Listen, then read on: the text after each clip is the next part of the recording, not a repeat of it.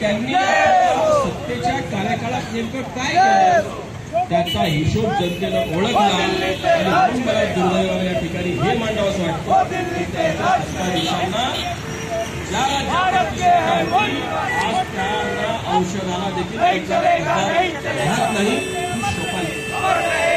त्याला पाहिजे समजलं पाहिजे आणि म्हणून या गोष्टीमध्ये कोणत्याही पद्धतीचा किंतु शोधण्यापेक्षा ही व्यवस्था बदलण्यासाठी आपल्या सगळ्या लोकांना एकत्रितपणे काम करण्याची गरज आहे. मी आपल्या आजच्या या कार्यक्रमासाठी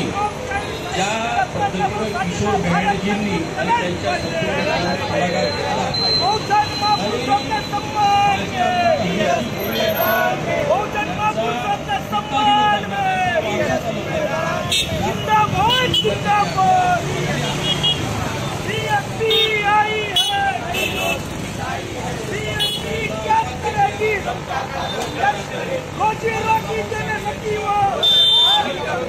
जो सरकार की कमी है